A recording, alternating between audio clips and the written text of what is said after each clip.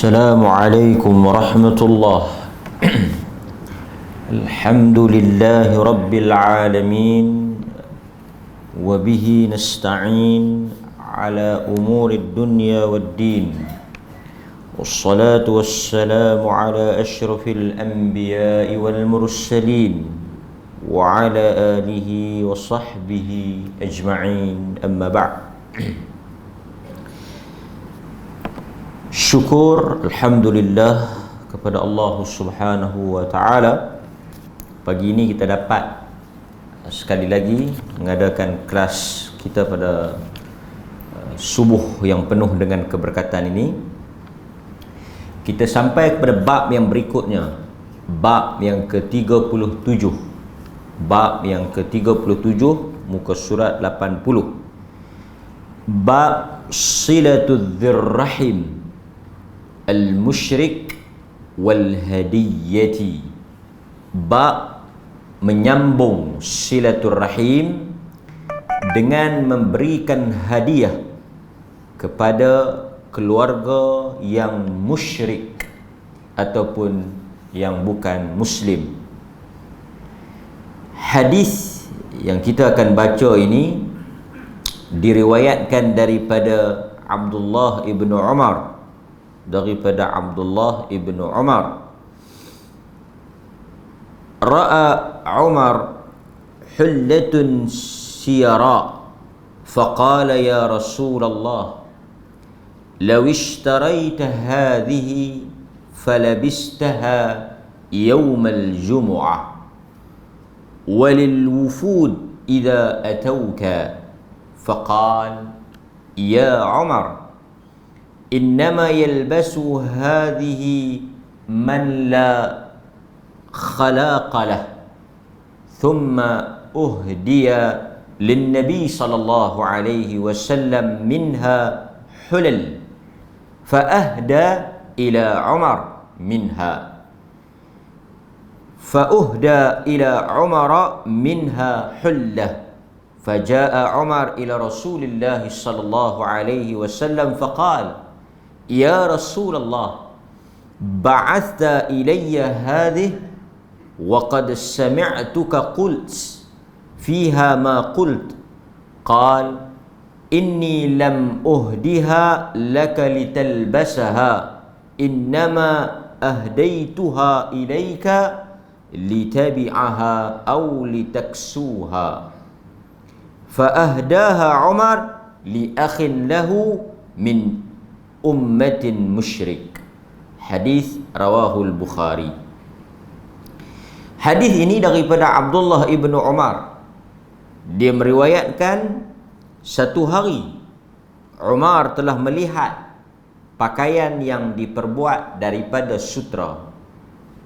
Satu hari Umar al-Khattab telah melihat pakaian daripada sutra. Lalu dia berkata, ya Rasulullah. Umar berkata kepada Rasulullah sallallahu alaihi wasallam, "Law ishtaraita hadhi."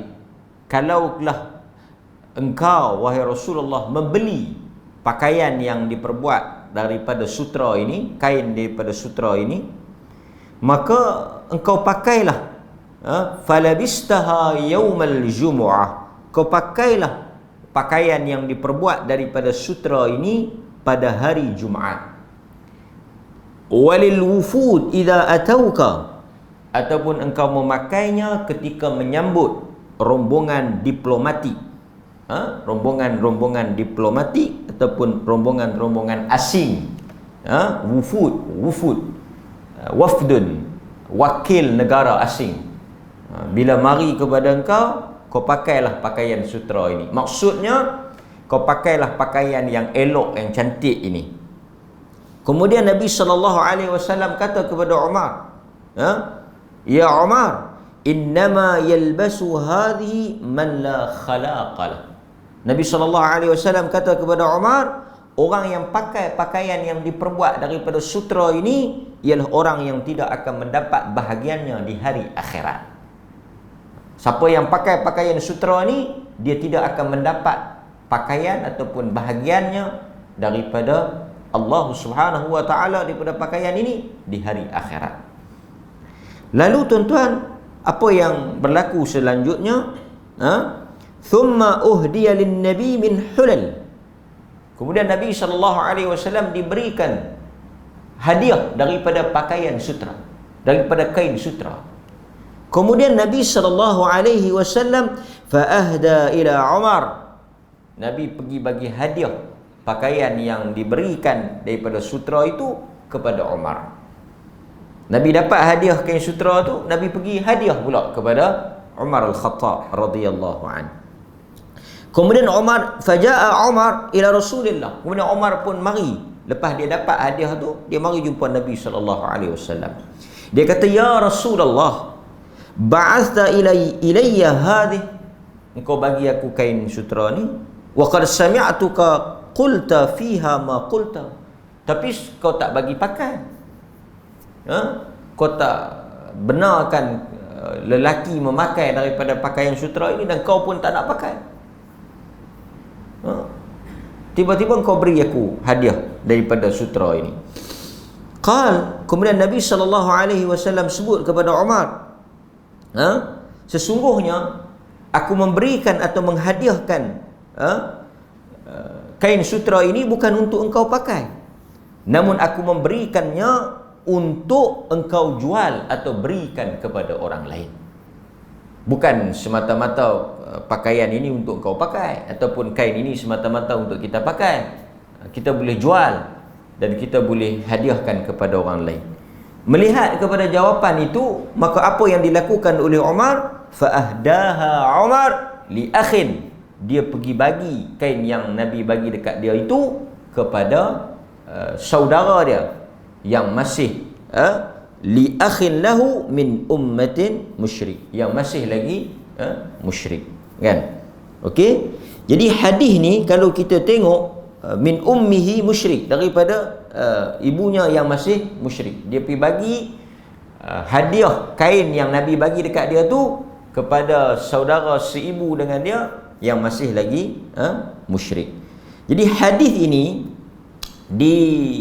diletakkan oleh Al-Imam Al-Bukhari untuk menunjukkan bahawa masih boleh kita menjalinkan hubungan kekeluargaan, merapatkan hubungan kekeluargaan, mendekatkan hubungan kekeluargaan dengan saudara kita yang masih belum memeluk Islam. Walaupun berbeza agama, tetapi hubungan kekeluargaan, silaturrahim, persaudaraan itu masih boleh diteruskan walaupun berbeza akidah dan agama. Ini antara dalil yang diletakkan ataupun yang dimasukkan oleh Al-Imam Al-Bukhari di dalam kitab beliau. Jadi apa yang boleh kita ambil lagi daripada hadis ini? Pertama, isu memakai sutra. Isu memakai sutra. Yang ini jelas. Di dalam hadis-hadis yang lain juga disebut oleh Nabi SAW tentang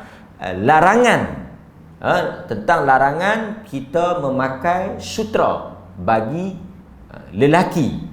Banyak hadis-hadis Nabi, bahkan sebahagian para ulama mengatakan sehingga mencapai kepada suatu tahap mutawatir, iaitu terlalu banyak riwayat-riwayat yang menunjukkan bahawa Nabi melarang kita memakai pakaian yang diperbuat daripada kain sutra tulin, harir, kain sutra tulin, dibash, kain yang memang pure daripada sutra. Walau bagaimanapun, kalaulah di sana kain yang dikatakan sutra itu daripada sutra buatan, sintetik, yang bukan daripada ulat, bukan daripada asal bahan sutra itu, yang tu tiruan. Tiruan ni diharuskan kerana larangan itu merujuk kepada sutra yang asli. Kemudian tuan-tuan, para ulama juga berbincang tentang maksud sesiapa yang memakainya di dunia, dia tidak akan mendapat bahagiannya di akhirat. Ini ada sedikit perbincangan di kalangan para ulama. Pertama, ada hadis yang mana Nabi SAW sebut, Sesiapa yang memakainya di dunia, dia tidak akan memakainya di akhirat. Sesiapa yang memakainya di dunia, dia tidak akan memakainya di akhirat. Dalam riwayat yang lain juga, Nabi kata sesungguhnya sutra ini merupakan pakaian orang-orang kafir di dunia. Dan dia merupakan pakaian orang-orang beriman di syurga. Di dunia ni, orang kafir boleh pakai. Maksudnya orang kafir pakailah. Itu hak dan itu pakaian mereka. Tetapi mereka tidak akan pakai pakaian tersebut di akhirat, di syurga. Kerana syurga, pakaian sutra itu diberikan, dianugerahkan pula kepada orang Islam. Jadi hadis-hadis macam ni ada banyak tafsiran. Satu, apabila Nabi SAW kata siapa yang pakai di dunia dia takkan pakai di akhirat, ini merupakan pakaian orang kafir di dunia dan ia merupakan pakaian orang beriman di syurga. Dan juga Nabi SAW sebut siapa yang pakainya di dunia dia tidak ada bahagiannya di akhirat. Dalam hadis yang lebih jelas, Nabi kata sutra itu dihalalkan untuk wanita daripada umat aku, tetapi diharamkan untuk lelaki daripada umat aku. Wanita dihalalkan, tetapi lelaki diharamkan. Okey. Sekarang ni oleh kerana kita telah sentuh, kita telah lalu bahagian sutra ni, kita sebut sikitlah hukum dia. Jelas hukum dia haram.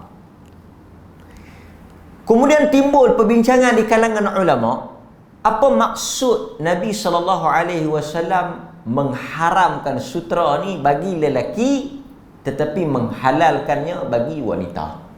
Okey. Ada pandangan di kalangan ulama yang sebut kenapa dia berlaku perbezaan wanita dengan lelaki. Sutra ni secara tabi'inya dia suatu perhiasan yang sangat cantik, perhiasan yang sangat mewah, yang sangat menarik. Sutra ni kain yang terbaik dalam dunia ni, sutra lah. Jadi Allah meraihkan tabiat wanita yang sukakan kecantikan, yang sukakan perhiasan, yang sukakan keindahan ni, Allah izinkan wanita ni untuk memakai sutra. Seperti mana Allah mengizinkan wanita memakai emas. Di atas alasan apa? Pasal apa orang perempuan boleh pakai emas? Orang lelaki tak boleh pakai. Pasal apa dia jadi macam tu? Kerana tabiat semula jadi wanita itu yang sesuai dengan fitrah kejadian dia memang sukakan perhiasan. Dan sesuai dengan diri kelembutan wanita itu, perhiasan emas ni. Pasal itu bila orang perempuan pakai emas, memang nampak kecantikan, kesesuaian diri mereka tu.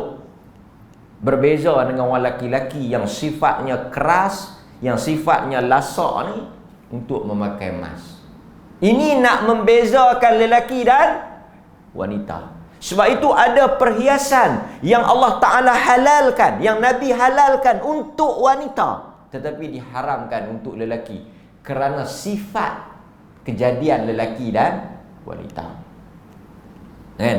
Ini kita kena faham lah. Sebab itu orang perempuan dia boleh pakai sutra, dia boleh pakai emas, kerana sifat perhiasan, kecantikan, keindahan, kelembutan dan sifat semula jadi mereka tu sesuai. Jadi Allah halalkan. Kan? Adapun untuk lelaki, mereka tak boleh pakai lah. Dan ini juga untuk membezakan. Yang ni pakaian wanita, yang ni pakaian lelaki. Jadi orang lelaki-lelaki haram, melainkan ad-darurah. Darurah, yakni dalam keadaan darurat. Seperti menurut sebahagian fuqaha, jikalaulah lelaki tersebut menghadapi masalah kesihatan. Masalah kesihatan ni kulit dia mungkin tak boleh pakai pakaian yang biasa, dia kena pakai pakaian sutra. Dia boleh pakailah. Yang ni disebut dalam kaedahnya ad-darurah tubihu al-mahdhurah. Kaedah dia macam tu. Kaedah yang tuan-tuan duk sebut kan, darurat-darurat tu dia memang ada dalam hukum. Ad-darurah, keadaan yang darurat, tubihu, dia menghalalkan atau membolehkan, mengharuskan al-mahdhurah, yang mana perkara itu asalnya dilarang. Jadi tak timbul lah, kalau darurat ni tak timbul isu boleh pakai tak boleh pakai, dibenarkan dalam keadaan darurat. Okey. Kemudian tuan-tuan, timbul pula perbincangan bila Nabi SAW sebut, siapa yang pakainya di dunia, dia tidak akan pakai di akhirat. Sesiapa yang memakainya di dunia, tidak ada bahagiannya, habuannya di akhirat. Okey, satu. Apa maksud tak ada bahagian, tak ada habuan? Dia tak akan pakai di akhirat. Okey. Orang yang pakai pakaian sutra di dunia, dia telah melakukan satu perbuatan yang dianggap sebagai dosa besar. Tapi dia masih lagi Muslim.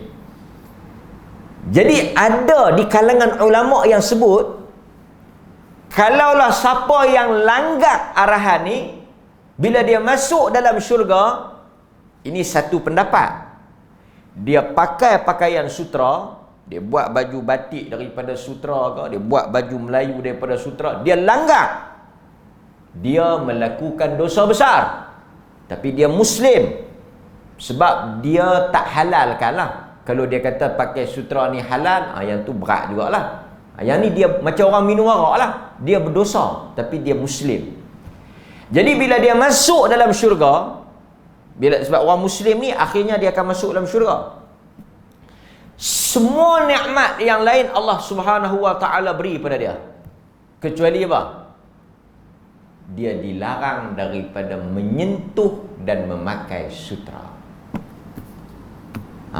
Untuk tajuk sutra, oleh kerana dia telah langgar perintah ini di dunia, dia tak ada kelebihan dan kelonggaran ataupun nikmat itu. Maksudnya walaupun dia masuk dalam syurga, ada bahagian yang dia tak dibenarkan untuk dapat.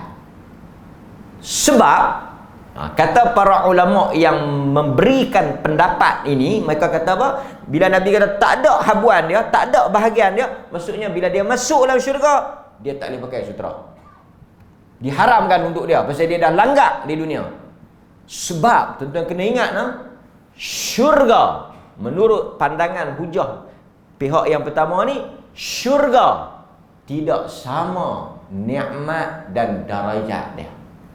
Bila kita masuk dalam syurga, bukan kita semua berada pada satu level yang sama, tak. Syurga ni dia ada tingkatannya, dia ada makam dia.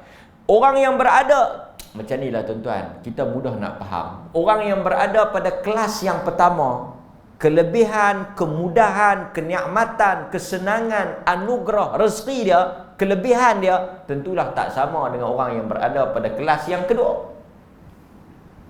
Tentulah kelebihan dan kenikmatan orang yang duduk pada peringkat yang paling tinggi tak sama dengan orang yang berada di peringkat yang paling bawah. Jadi kenikmatan syurga itu berbeza mengikut darajah, mengikut kedudukan dia.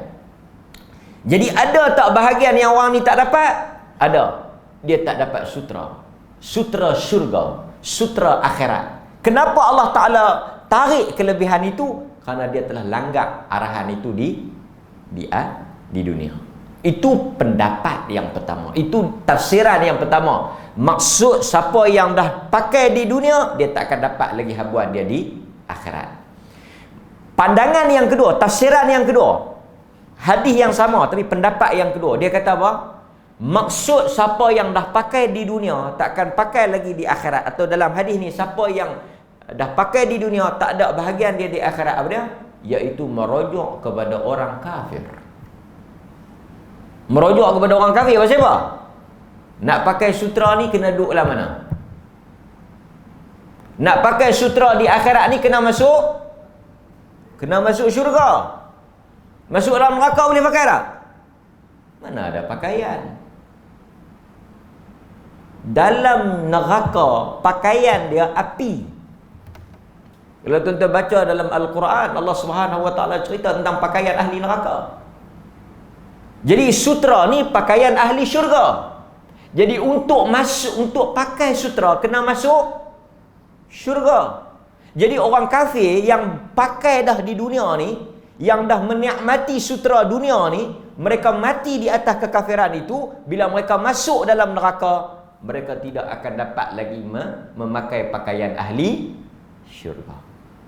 Jadi ini pandangan tafsiran yang kedua. Maksud siapa yang pakai di dunia tak akan pakai lagi di akhirat, merujuk kepada orang kafir yang telah dapat nikmat itu, yang telah menggunakan sutra dunia, dia tidak akan lagi mendapat sutra akhirat, kerana sutra akhirat khas untuk ahli syurga, yang mana orang kafir kekal di dalam neraka. Nampak?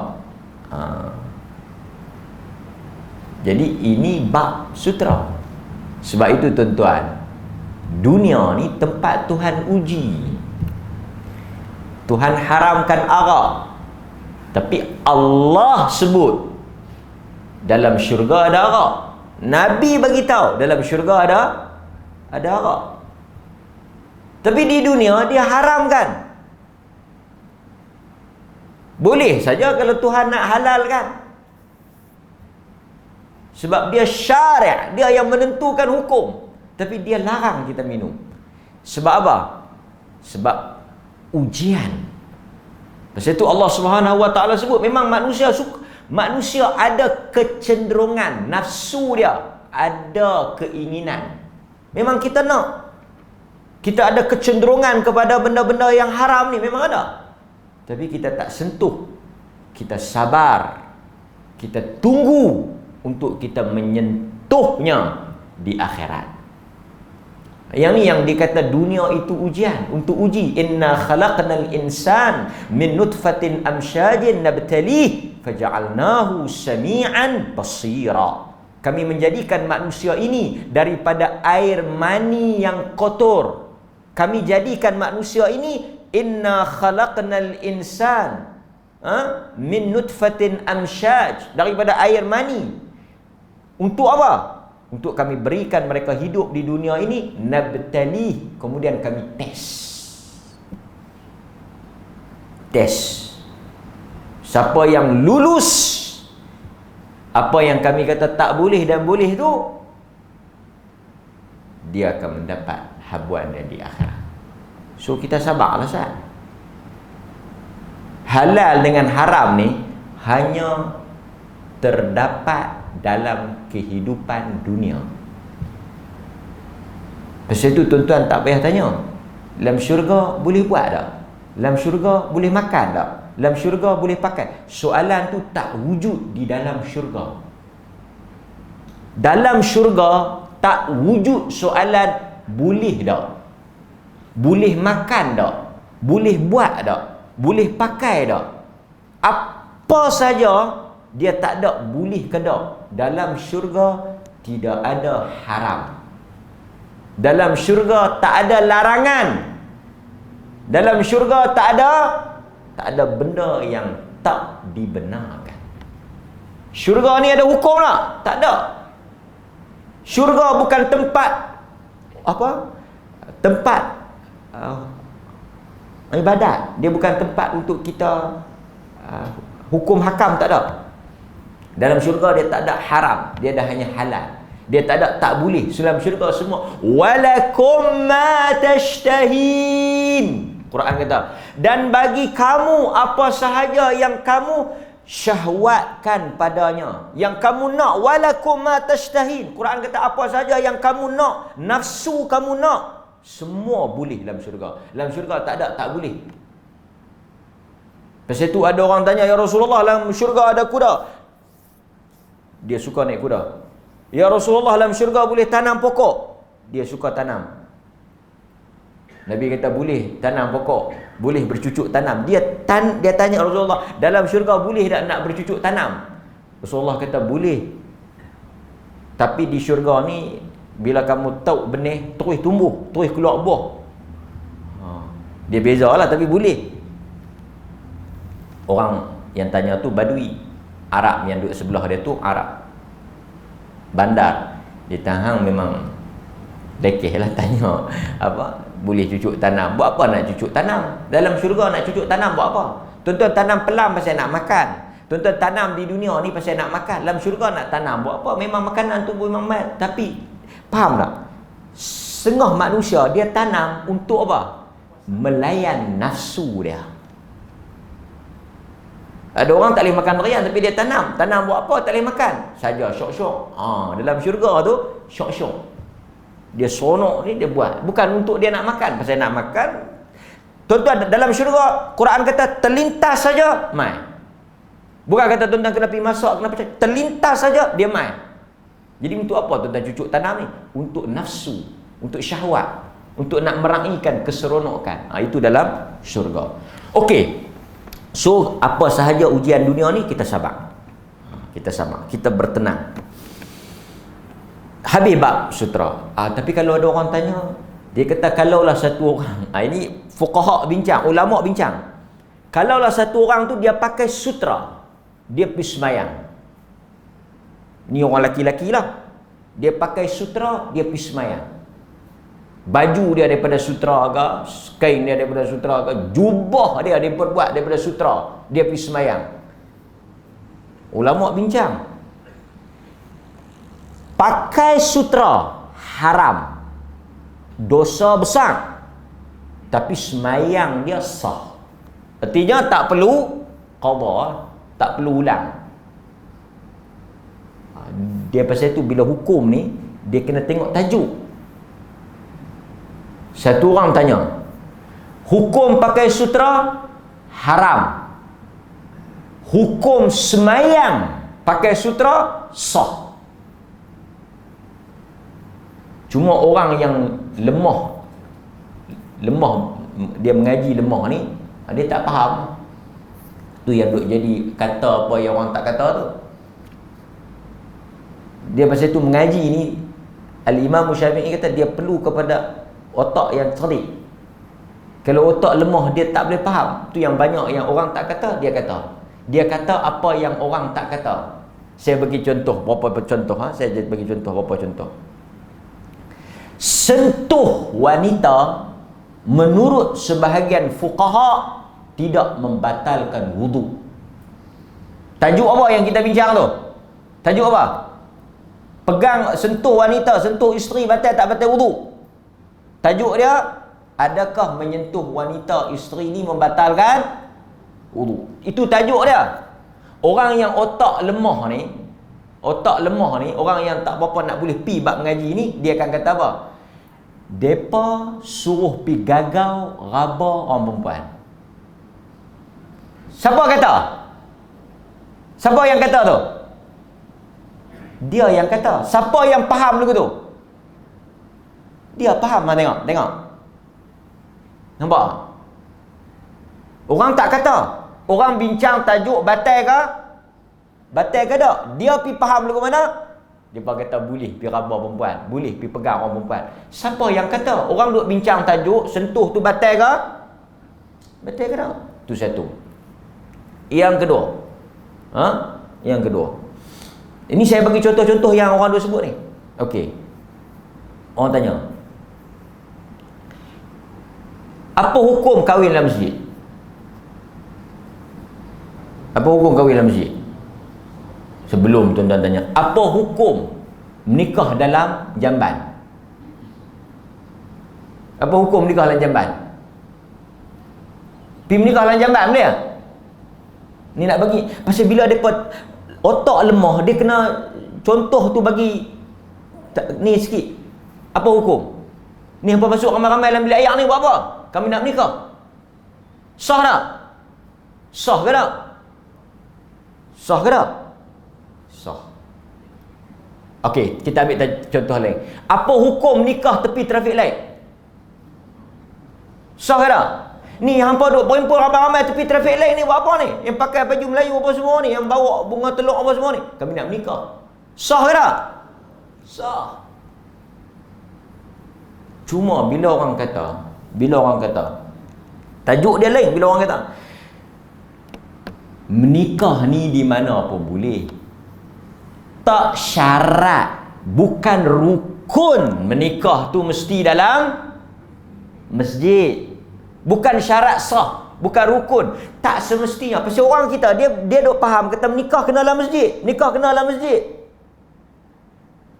Satu hari dia mai masjid, tu imam tu mungkin ada sebab lah, ajak pergi menikah di luar ataupun menikah di bilik kuliah, bukan dalam dewan masjid. Dia kalut.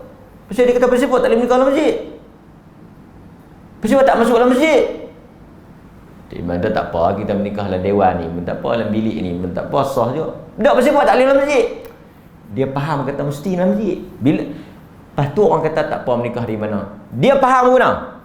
Depa kata menikah dalam masjid tak sah. Siapa yang kata? Dia yang kata. Nampak? Tuan-tuan Muhammad. Okey. Ustaz, saya kena judi. Tikam ekor kena. Banyak mana? Kenalah 200,000. Tu nak buat apa? Dia nak pergi umrah lah bulan 1 ni.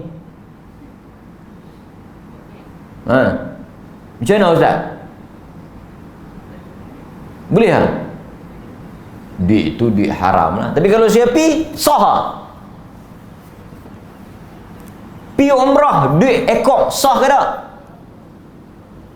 Pergi haji, duit ekor. Dia tahan sakan tu, mai haji beli package. Dia pergi di Mekah, dia beli package yang udang lobster tu. Orang tanya dia, sakan hang tu? Dia kata kena 200,000. Apa salahnya tok 20,000 untuk main haji beli package? Hang kena ekor lah, ni. Pergi tabung haji, tanya dia package hok mahal, dia kata 30,000. Tak cabut duit ekor tu, bayar 30,000. Bagi kat Khani tu pula hadiah 500. Tu yang main package A ni.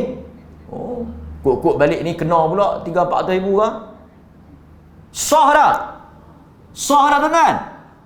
Sah ke tak? Jangan takut, sah ke tak? Sah. 3 kali sah. Dia tak apa nak boleh faham, tak apa nak boleh mengaji. Depa ajak kata boleh tikam ekor. Lain tak? Tajuk lain tak? Kita kata cukup syarat, cukup rukun, wukuf apa semua, tak kira lah duit apa pun, sah dari sudut rukun, dari sudut syarat, sah. Kalau dia tanya tikam ekor hukum apa?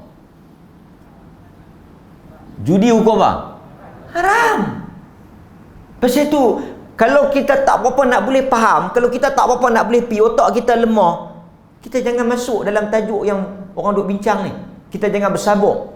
Kita jangan duduk bersabuk sama, jangan duduk campur benda orang mengaji tinggi, benda orang yang advance, orang bincang panjang ni. Kalau kita tak lepi, gamak tak lepi, kita sengak ambil nasi lemak, balik makan.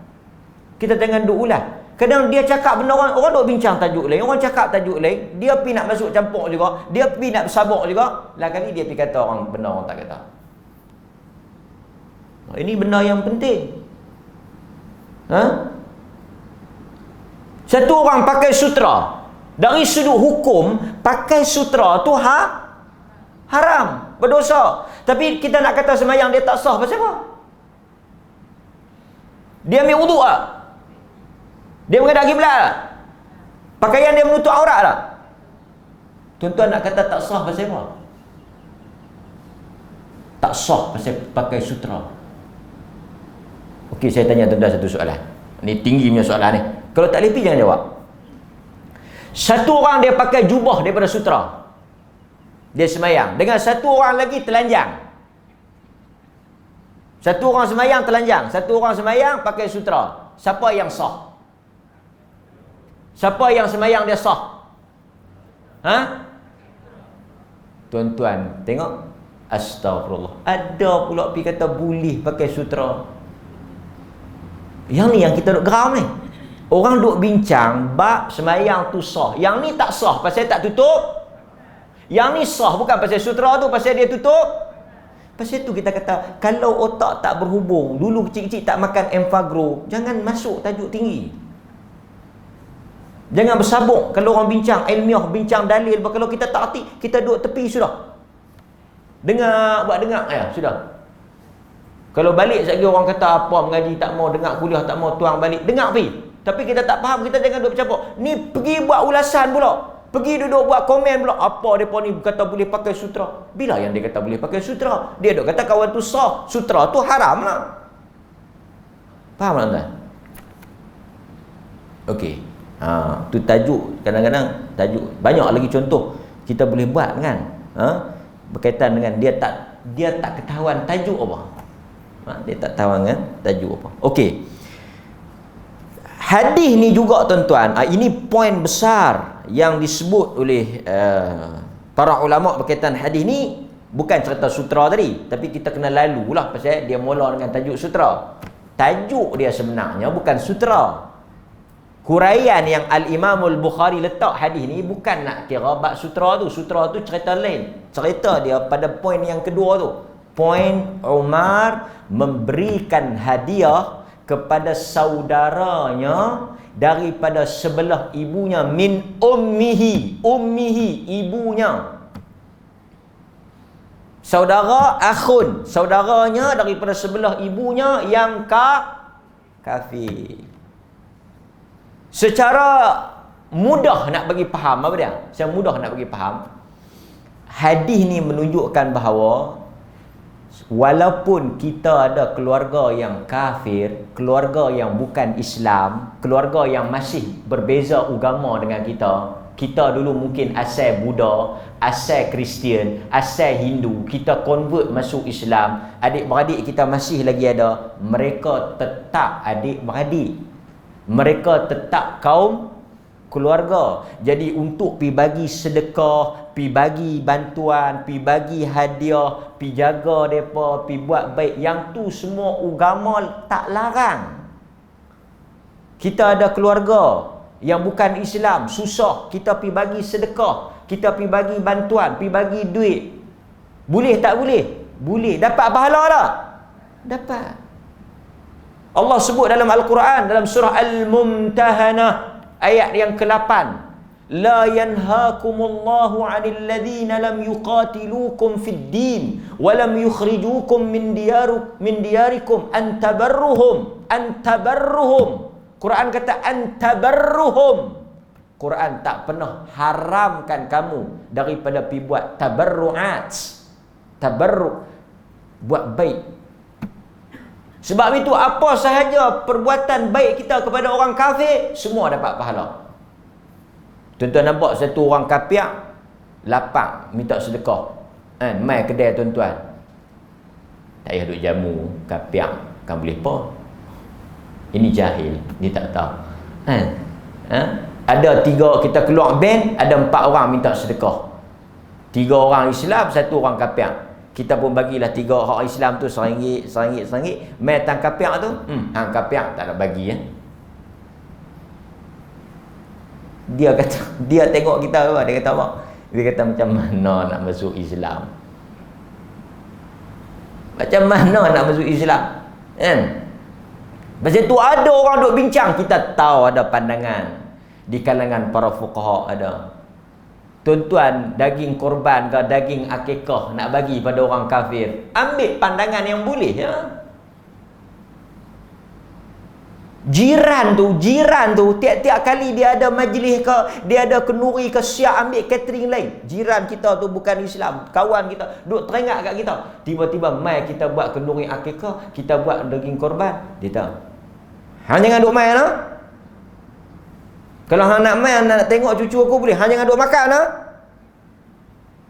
Hang jangan duk makan lah, ni daging kekah kami ni. Ini agama kami, agama rahmat. Tapi hang jangan duk makan daging kami. Macam mana tuan? Lepas tu bila saya tahu ada pendapat, ada pandangan, dia buat pula takung lain. Yang ni hang jangan duk makan takung ni, nak makan takung. Makan tray ni. Yang ni tray ni untuk apa? Yang ni tray ni untuk kami. Apa? Pandangan yang kata tak boleh tu kita raih lah. Tapi la yanhaakumullah. Allah tak larang. Semua lorong tu dapat daging korban, dia tak dapat. Lepas tu kita nak kata hang kena masuk Islam. Islam adil. Islam ni bagus. Semua orang dapat daging, hang tak dapat. Inilah Islam yang bagus. Tak kena lah. Situ kita kata boleh bagi. Kan? Okey. So dalam hal ini juga kata para ulama, tujuan Umar itu adalah untuk melunakkan hati saudaranya dan mendakwahi mereka supaya masuk ke dalam Islam. Jadi dengan cara kita bagi hadiah, dengan cara kita bagi duit, dengan cara kita bagi barang ni, mereka pun nampak bagusnya kita dan mereka pun rasa kita sayang pada mereka, jaga mereka pun tertarik masuk Islam.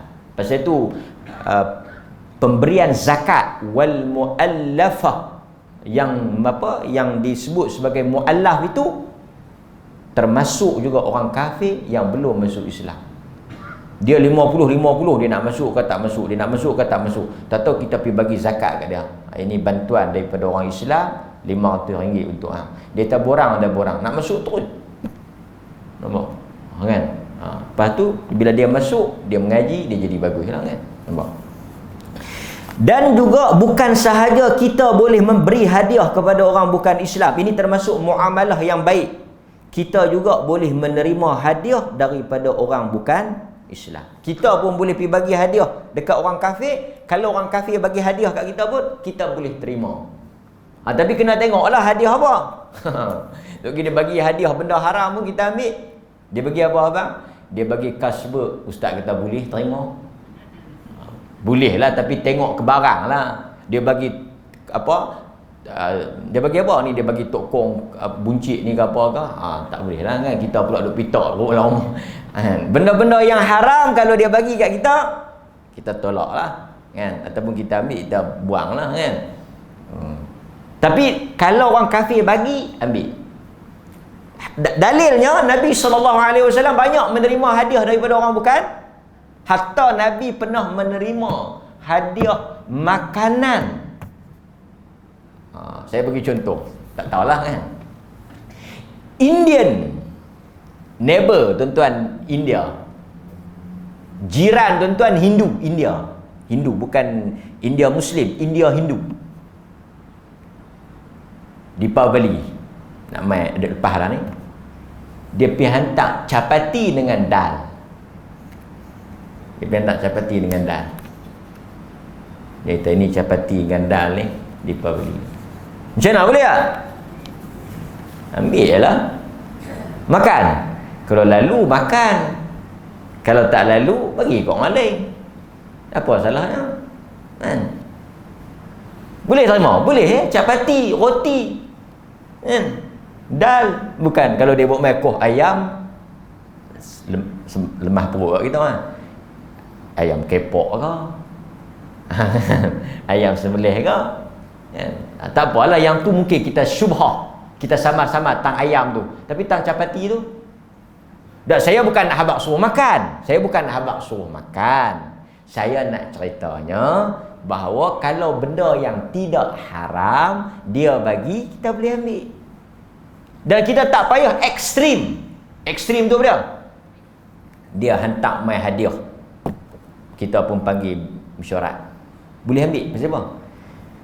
Duit apa dia beli ni no?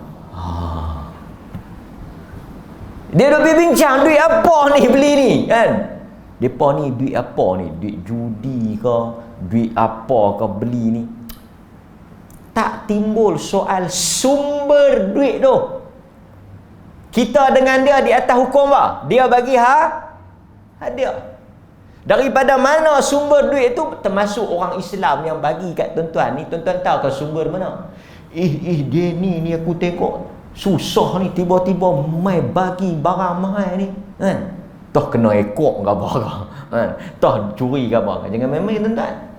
Contoh tengok tak cerita Ahmad Alba. Tengok tak? Menantu dia bagi hadiah. Tetap menantu dia pergi curi kedai. Kedai emas, tengok nak. Ini untuk ayah anda, untuk ayah anda. Tiba-tiba tiba cerah kedai emas tu. Tapi ayah anda tu oleh kerana dia mengaji fiqh, dia ambil. Dia ada mengaji fiqh. Kan? Dia tak kira lah Abdul apa ni, Syawal apa Muharram, Zulkaidah, Zulhijjah ni bagi dia tak tanya. Ni hang curi kedai mana ni? Tak tanya. Dia tak hadiah, ambil. Selamat panjang umur. Jadi kita dihukum di atas transaksi dia dengan kita.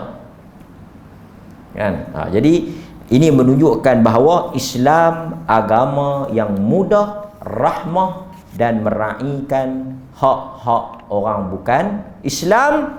Dan lebih penting sekali, Al-Imam Al-Bukhari dia nak letak tajuk ni, dia nak menunjukkan bahawa tidak ada larangan berbuat baik kepada saudara yang berbeza agama. Sallallahu ala nabiyyina Muhammad wa ala alihi wa sahbihi wasallam. Walhamdulillahi rabbil alamin. Assalamualaikum warahmatullahi wabarakatuh.